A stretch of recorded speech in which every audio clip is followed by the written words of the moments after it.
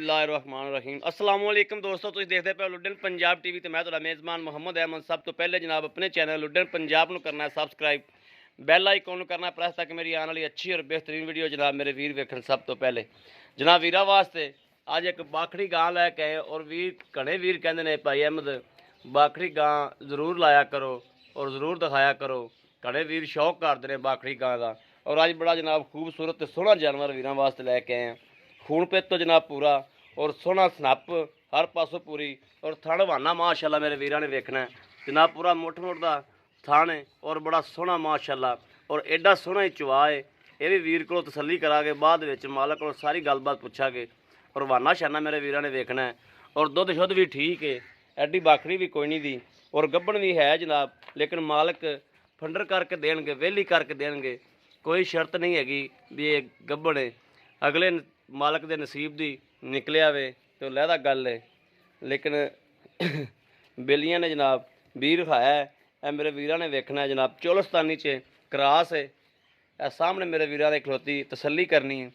लवी गां जनाब एक सूबा सूई है, दूसरी बारी जनाब इन्हें सूना है और लाम वेखनी है, कद वेखना है और रंग वेखना है कि रंग बड़ा माशाअल्लाह सोहना तो खूबसूरत है। मड़ा छड़ के टोरी हो जाए और कली जनाब गां पाई रहन देनी है, बच्चा भी कोल मौजूद खलोता है।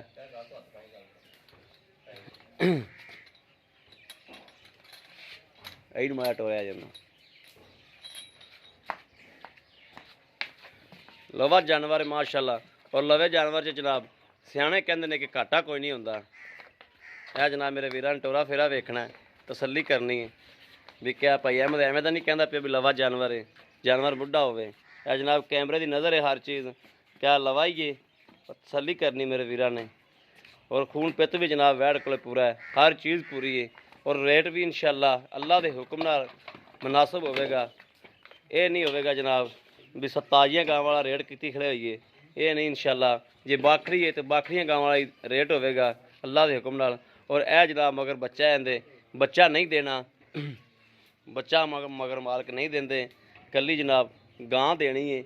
और महीने तो उत्ते दिन हो गए ने जनाब टीका वीर खाया होया है और थण बहाने की भी मेरे वीरां ने तसल्ली करनी आदि हर चीज़ की।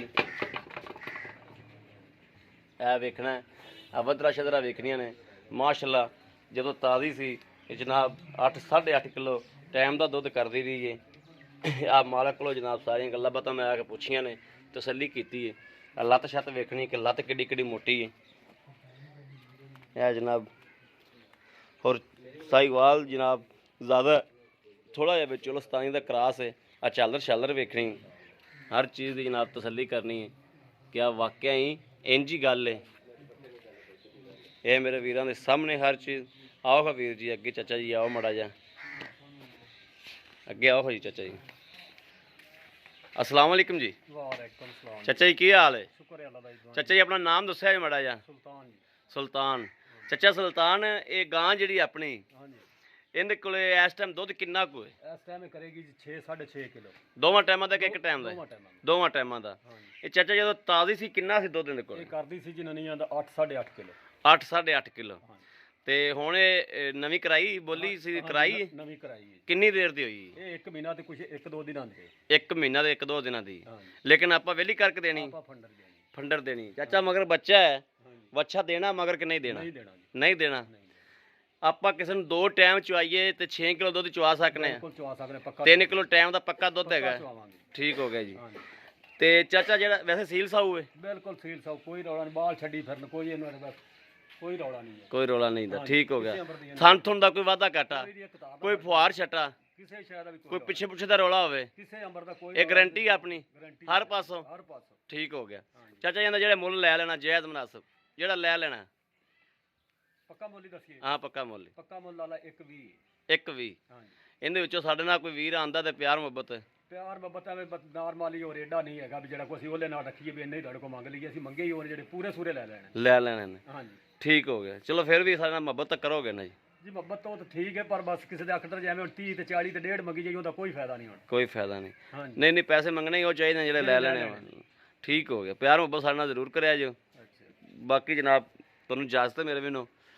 ਇਹ ਜਨਾਬ ਮੇਰੇ ਵੀਰਾਂ ਦੇ ਸਾਹਮਣੇ ਆ ਮਾਲਕ ਕੋਲੋਂ ਤਸੱਲੀ ਕਰਵਾਤੀ ਵੀਰਾਂ ਨੂੰ, ਵੱਛਾ ਨਹੀਂ ਦੇਣਾ। ਬਾਕੀ ਗਾਂ ਖਲੋਤੀ ਏ 6 ਕਿਲੋ ਦੁੱਧ ਇਸ ਟਾਈਮ ਜਨਾਬ ਮੌਜੂਦ ਹੈ।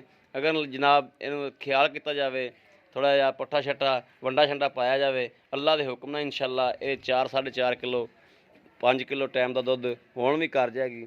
ਕਿਉਂਕਿ ਇਹ ਮੈਂ ਸਾਰੀਆਂ ਗੱਲਾਂ ਬਾਤਾਂ ਚਾਚੇ ਕੋਲੋਂ ਉਦੋਂ ਤਸੱਲੀ ਕੀਤੀ, ਪਹਿਲੇ ਆਉਣ ਤੋਂ ਪਹਿਲੇ ਜਨਾਬ ਇਹ ਵੀਡੀਓ ਸਟਾਰਟ ਕਰਨ ਤੋਂ ਪਹਿਲੇ ਤਸੱਲੀ ਕੀਤੀ ਹਰ ਚੀਜ਼ ਦੀ। ਬਾਕੀ ਕਿਸੇ ਵੀ ਵੀਰ ਭਰਾ ਨੂੰ ਜਨਾਬ ਪਸੰਦ ਹੋਵੇ ਰਾਬਤਾ ਕਰ ਸਕਦਾ 0307 00 15 881 0307 00 15 881 ਇਹੋ ਹੀ WhatsApp ਨੰਬਰ ਹੈ ਜਨਾਬ, ਇਹੋ ਹੀ ਰਾਬਤਾ ਨੰਬਰ ਹੈ। ਬਾਕੀ ਉਮੀਦ ਕਰਾਂਗੇ ਸਾਡੀ ਅੱਜ ਵਾਲੀ ਵੀਡੀਓ ਮੇਰੇ ਵੀਰਾਂ ਨੂੰ ਪਸੰਦ ਆਵੇਗੀ। ਪਸੰਦ ਆਵੇ ਕਮੈਂਟ ਲਾਈਕ ਸ਼ੇਅਰ ਆਦੇ ਵੀਰ ਨੂੰ ਜ਼ਰੂਰ ਕਰਦਾ ਰਹਿਣਾ, ਤਾਂ ਕਿ ਤੁਹਾਡਾ ਵੀਰ ਤੁਹਾਡੇ ਵਾਸਤੇ ਬਾਹਰ ਫਿਰ ਕੇ ਅੱਛੇ ਤੋਂ ਅੱਛਾ ਜਾਨਵਰ ਲੈ ਕੇ ਜਨਾਬ ਹਾਜ਼ਰ ਹੁੰਦਾ ਰਹੇ। ਬਾਕੀ ਜਨਾਬ ਇਸ ਵੀਡੀਓ ਤੋਂ ਆਦੇ ਵੀਰ ਨੂੰ ਦੇਣੀ ਇਜਾਜ਼ਤ। ਅੱਲਾ ਨਿਗਹਿਬਾਨ, ਪਾਕਿਸਤਾਨ ਜ਼ਿੰਦਾਬਾਦ।